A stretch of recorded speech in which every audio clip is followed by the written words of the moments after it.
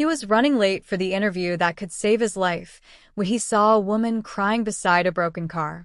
He had only two choices: chase his dream or stop for a stranger. He chose kindness, never knowing that one decision would change his future forever. The alarm rang at 6 in the morning, sharp and unforgiving, slicing through the quiet of the small apartment. Ethan Cole opened his eyes slowly and stared at the cracked ceiling above him. For a few seconds, he didn't move. He just lay there, breathing, listening to the hum of the old heater and the distant sound of traffic outside. His heart was already beating faster than usual. He knew why. Today was not an ordinary day. Today could change everything. He sat up and rubbed his face with both hands, trying to shake off the heaviness that had followed him for months. The apartment was small, one bedroom, a narrow kitchen, and a living area that doubled as everything else. The paint on the walls was peeling in places, and the carpet had seen better days, but Ethan kept it clean. Cleanliness gave him a sense of control, something life hadn't offered him in a long time. He stood up and walked to the closet. Hanging neatly at the front was his suit. It wasn't new. It wasn't expensive. He had bought it from a thrift store 3 years ago, back when he still believed things would turn around quickly. Still, he had pressed it carefully the night before, running the iron over every crease like it mattered, because it did. He gently touched the sleeve, almost like he was touching something fragile. "Please work," he whispered, though he wasn't sure if he was talking to the suit or to life itself.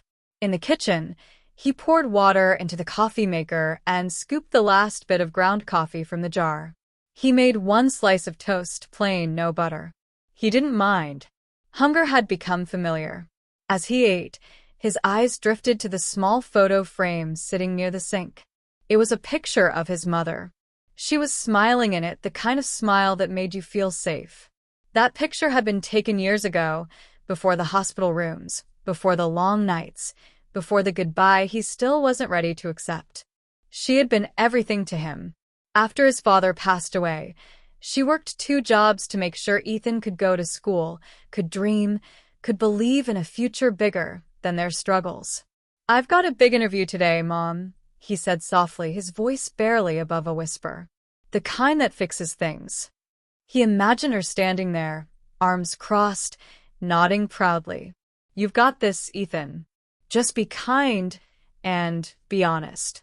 By 7:30, Ethan was dressed and ready. He adjusted his tie in the mirror, took one last look around the apartment, and grabbed his worn briefcase. Inside were copies of his resume, carefully printed, and a small notebook with notes he had written late into the night. He locked the door behind him and stepped into the cold morning air. The city was already awake. Cars rushed by, people hurried along sidewalks, each carrying their own worries. Ethan walked quickly to the bus stop, his breath visible in the air. He checked his watch. Everything was on schedule. For the first time in a long while, he felt something close to hope. The bus arrived with a hiss, and he squeezed inside, finding a place to stand. As it moved through the streets, Ethan replayed interview questions in his head. "Tell us about a challenge you've overcome. Where do you see yourself in 5 years? Why should we hire you?" "Because I won't give up," he thought. "Because I know what it's like to struggle. Because I need this." When the bus finally stopped near the office district, Ethan stepped off and straightened his jacket. Tall buildings surrounded him, glass and steel reflecting the morning light. Somewhere in one of those buildings was the interview room that could decide his future. He checked his watch again. 15 minutes early. Perfect. He started walking, his shoes tapping against the pavement, when something on the side of the road caught his eye. A car was pulled over, hazard lights blinking steadily. Standing beside it was a woman, her coat pulled tight around her body, her phone pressed to her ear. Even from a distance, Ethan could see the panic in her movements. He slowed down. "Someone will help her," he told himself. "There are plenty of people around." He took another step forward, then another. But his eyes kept drifting back. The woman lowered her phone and wiped her face with the back of her hand. She looked around, scanning the street, as cars passed by without stopping. Ethan stopped walking. He checked his watch. 8:45.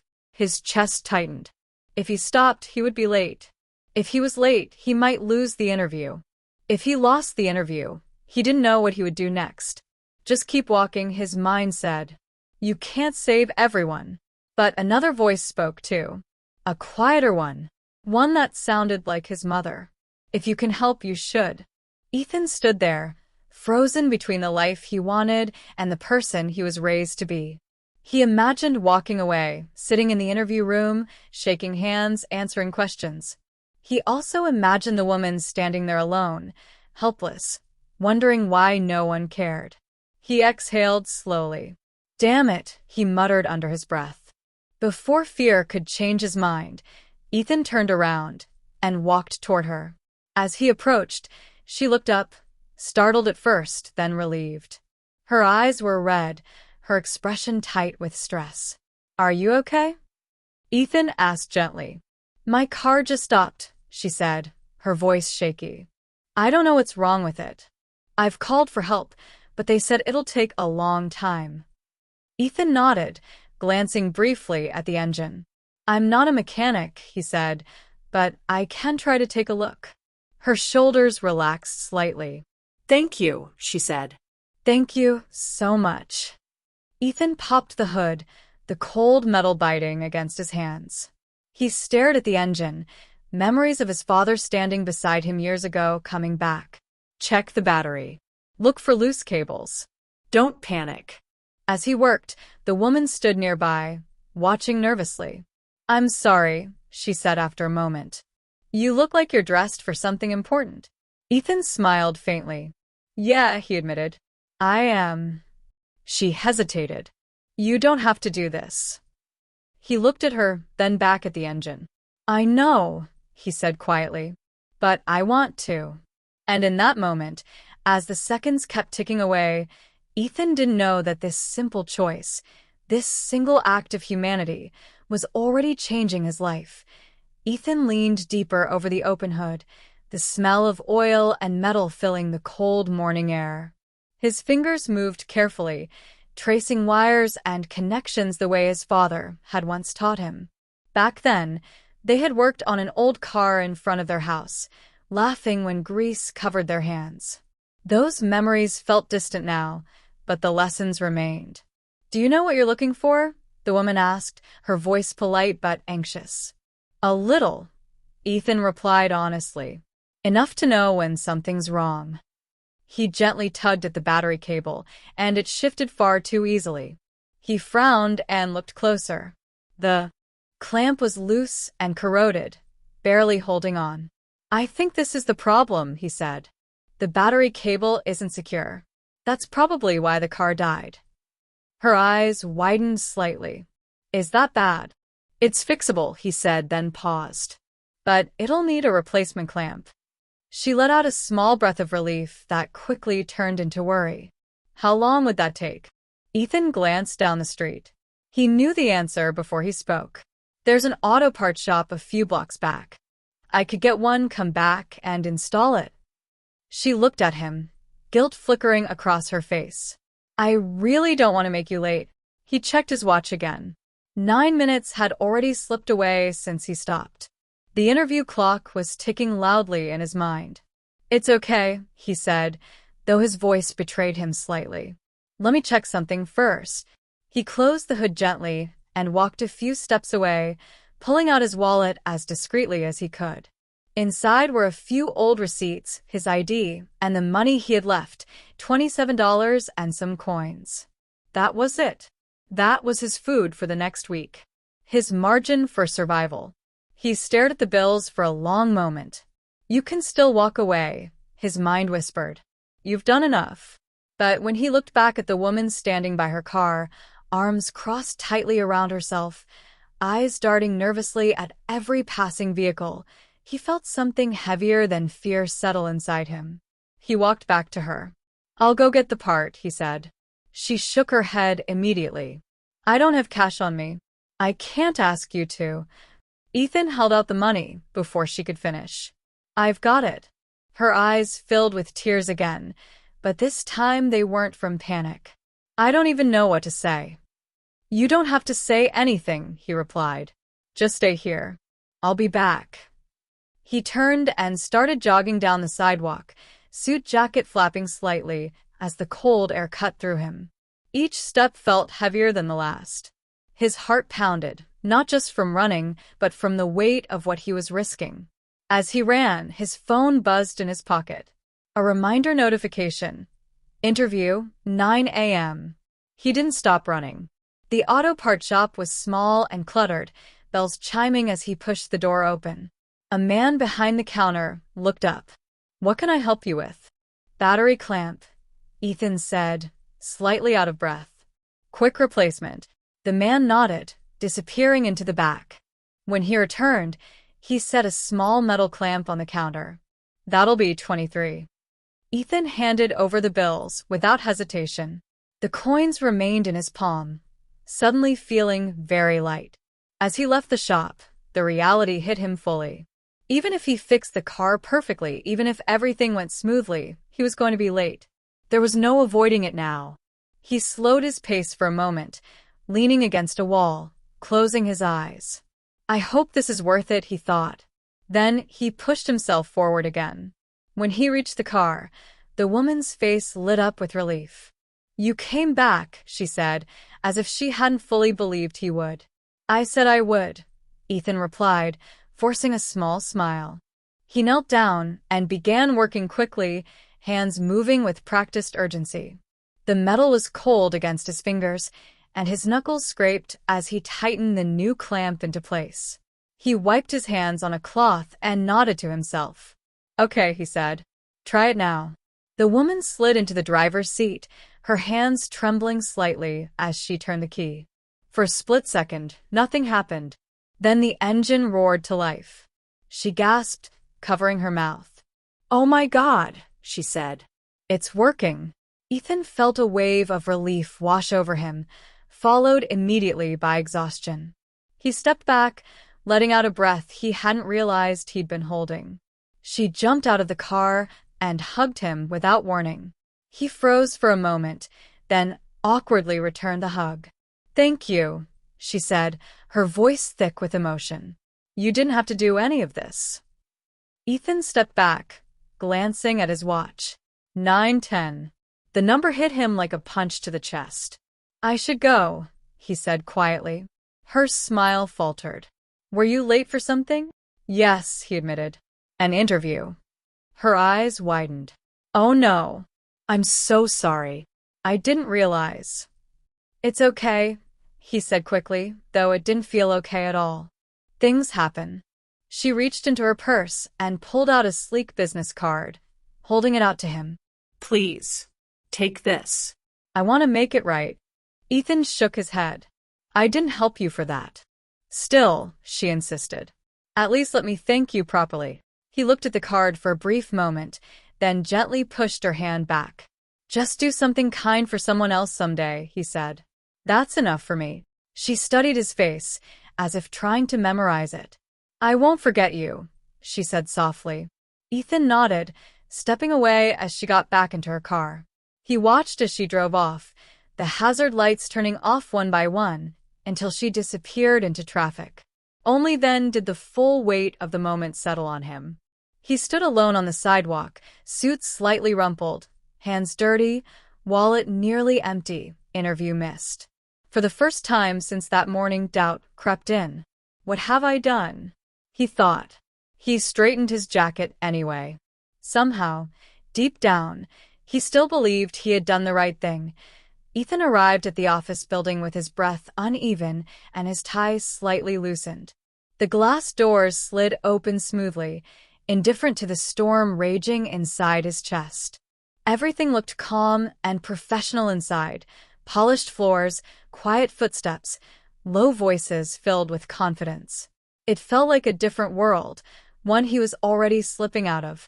He walked up to the reception desk, trying to steady his voice. "Good morning," he said. "I'm here for the 9 o'clock interview. Ethan Cole."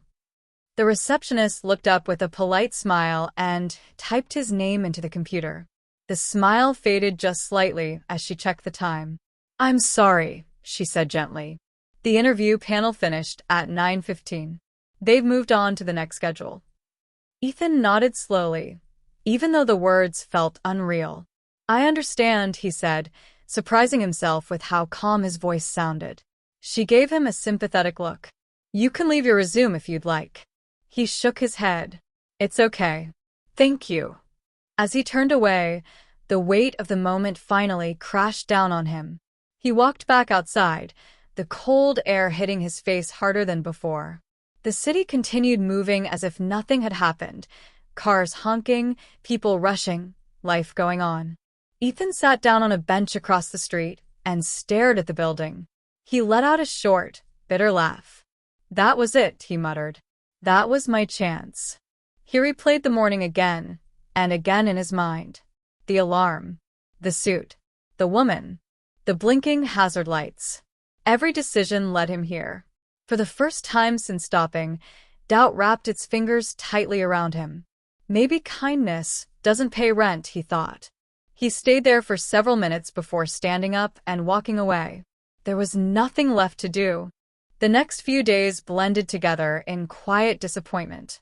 Ethan sent out applications late into the night, his laptop balanced on the small kitchen table. He skipped meals to make groceries last longer.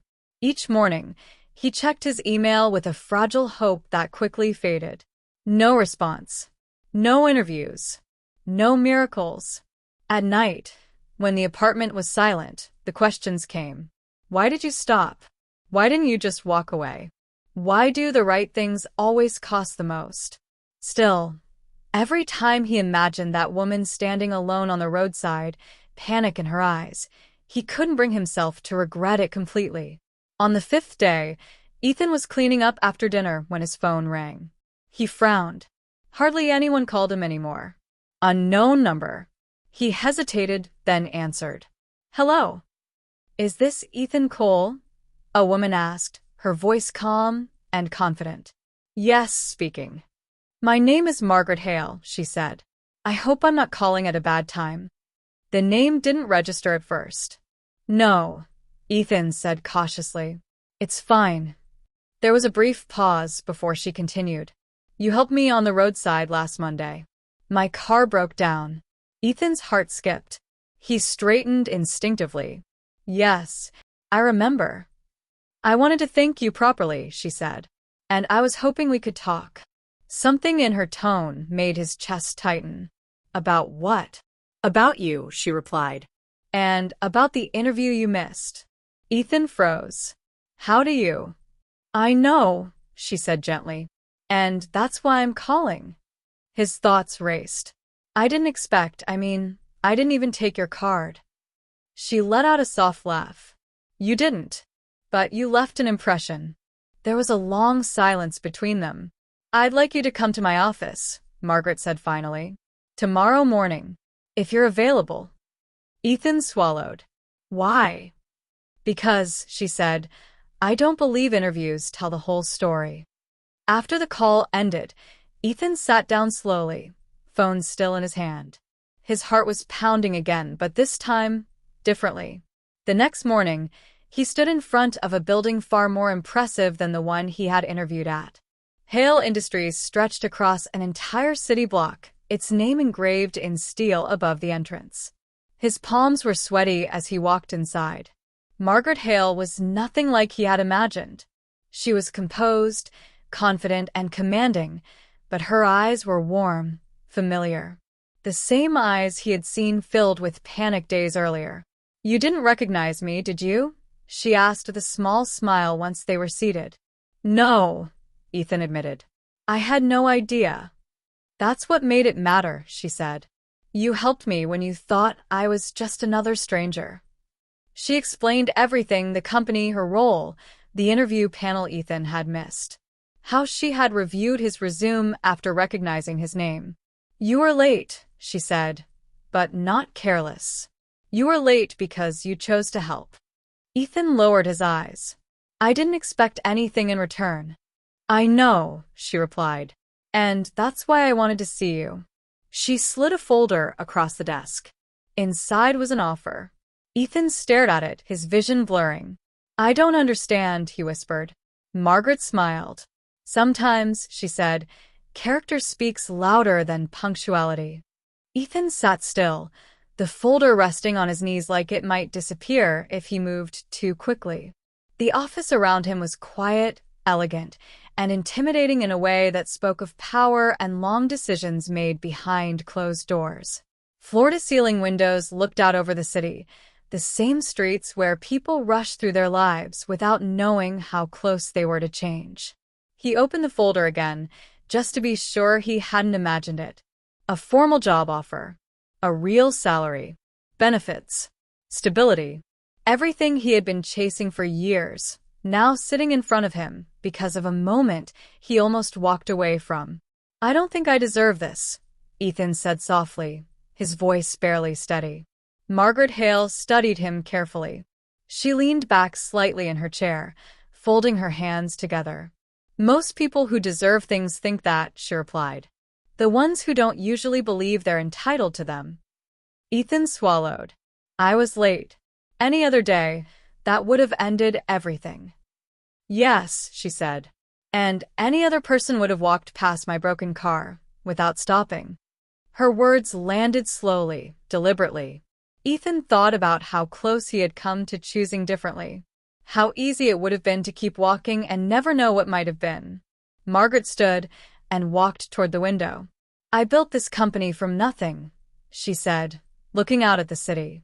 "Not because I was the smartest person in every room, but because I learned how to recognize character. Skill can be taught. Integrity cannot." She turned back to him. "When I saw you on the roadside, I saw someone willing to sacrifice something important for someone who could offer nothing in return." Ethan's hands tightened around the folder. "I almost didn't stop." She smiled faintly. "Almost doesn't count." A silence settled between them, not awkward, but heavy with meaning. Ethan finally spoke. "If I accept this, I don't want special treatment. I don't want shortcuts." "You won't get them," Margaret said immediately. "You'll work. You'll struggle. You'll earn every step forward." He nodded. "That's all I want." She extended her hand. "Then welcome to Hale Industries." Ethan stood and shook her hand, his grip firm despite the emotions swelling inside him. In that moment, something shifted. Not just in his circumstances, but in how he saw himself. The following weeks were overwhelming in the best way. Ethan's days filled with structure again.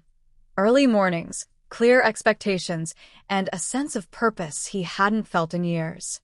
He learned quickly, staying late not because he had to, but because he wanted to. Every paycheck felt unreal, like proof that his life was finally moving forward. For the first time in a long while, he went grocery shopping without calculating every item. He paid his rent early. He replaced the broken lamp in his apartment. Small things, but they felt monumental. Still, doubt crept in sometimes. Late at night, Ethan would sit on his couch and wonder if all of this could vanish as suddenly as it appeared. He remembered the days when hope felt dangerous, when believing too much only made disappointment sharper. One evening, after another long day at work, he found himself driving home when something made him slow down. A car sat on the shoulder of the road, hazard lights blinking. A man stood beside it, frustration written all over his face. Ethan's hands tightened on the steering wheel. For a moment he hesitated. Then he pulled over. The man looked up in surprise. "Hey, thanks for stopping," he said. "I think my battery's dead." Ethan smiled, rolling up his sleeves. "Let's take a look." As they worked, Ethan realized something important. Helping didn't feel like a burden anymore. It felt like a reminder of who he was and who he never wanted to stop being. A few days later, Margaret asked Ethan to join her for lunch. They sat in a quiet cafe near the office, sunlight pouring through the windows. "You've adjusted well," she said, stirring her coffee. "But I can tell you're still holding something back." Ethan hesitated, then spoke honestly. "I'm afraid this is temporary." Margaret looked at him steadily. "Why?" Because good things never lasted before, he admitted. I learned to expect loss. She nodded slowly. Pain teaches that lesson well. But it doesn't mean it's always right. She leaned forward slightly. Let me tell you something I didn't tell you before. Ethan listened carefully. My car breaking down that morning wasn't random, she said. I was on my way to observe the interview process anonymously. I wanted to see how people acted when they didn't know who mattered. Ethan's brow furrowed. You mean? I mean you weren't the only one being tested that day, she said. But you were the only one who passed without knowing there was a test. The words settled deep inside him. That night, Ethan went home and took the photo of his mother off the counter. He held it carefully, his throat tightening. You were right, he whispered. Kindness still matters. For the first time since she had passed, he didn't feel like he was surviving for her. He felt like he was living in a way she would be proud of. And for the first time in years, the future didn't feel like something to fear. Life didn't change all at once for Ethan.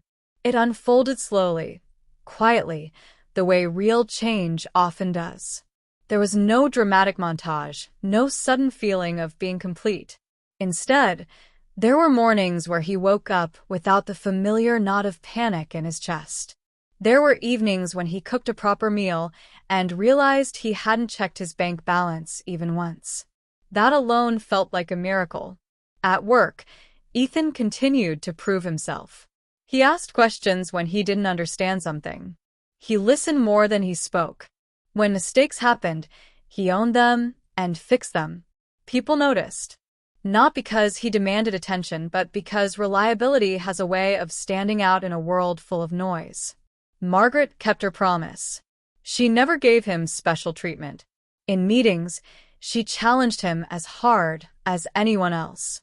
Sometimes harder. But when she nodded in approval, it meant something. Ethan didn't need praise. He needed trust. And slowly he earned it. Months passed. One evening, after work, Ethan walked through his apartment and stopped in the doorway. It looked different now. Not because it was luxurious, but because it felt settled. The bills were paid. The fridge was full. The broken heater had been replaced. For the first time since his mother's death, the space felt like a home instead of a temporary shelter from stress. He sat on the couch and let himself breathe. His phone buzzed with a message. It was from a coworker, reminding him about a volunteer event the company was sponsoring over the weekend. Roadside assistance for stranded drivers. Margaret had suggested it herself. Ethan smiled to himself. Saturday morning arrived cold and bright. He put on a simple jacket, grabbed a thermos of coffee, and headed out. The event wasn't glamorous. There were no cameras, no speeches, just people helping people.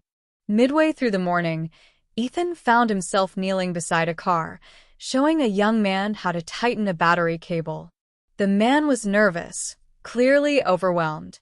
I was late for work, the man said apologetically. I thought my boss would fire me. Ethan paused, then smiled gently. Sometimes being late isn't the worst thing, he said. Sometimes stopping matters more. The man looked at him, confused but comforted. As the engine started, relief flooded the man's face. Thank you, he said.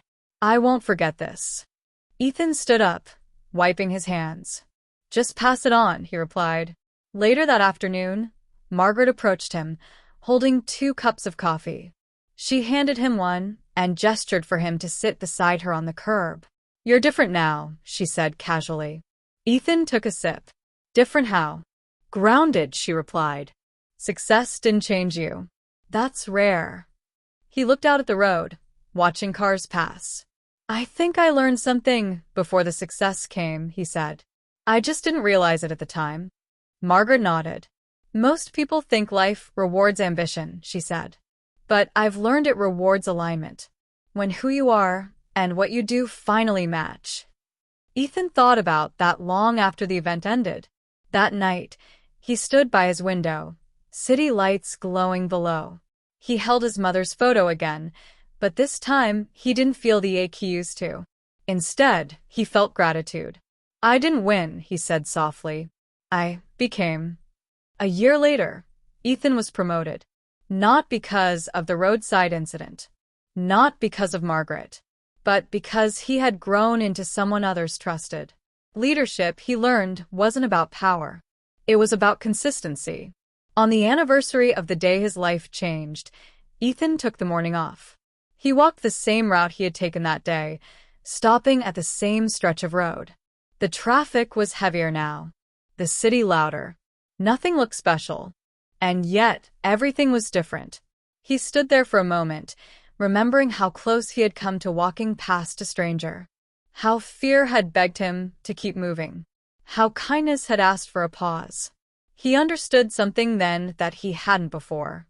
That day hadn't changed his life because of who the woman was. It changed his life because of who he chose to be. Ethan turned and walked away, not toward an interview, not toward a test, but toward a future built quietly, decision by decision. And somewhere in the endless motion of the city, another person would one day face a choice. Walk past. Or stop. And that choice, small, unnoticed, and deeply human, would matter more than they could ever imagine. If this story touched your heart, remember this: kindness is never wasted. Even when it feels like doing the right thing costs you everything, it can quietly shape a future you never imagined. Ethan didn't stop because he expected a reward. He stopped because he chose to be human. And that one decision changed his life forever. So the next time you're in a hurry, the next time life asks you to choose between ambition and compassion, remember this story. You never truly know who you're helping or how powerful a simple act of kindness can be. If you believe stories like this deserve to be heard, like this video, share it with someone who needs hope today, and subscribe to the channel for more real, life-changing stories. Until next time, choose kindness.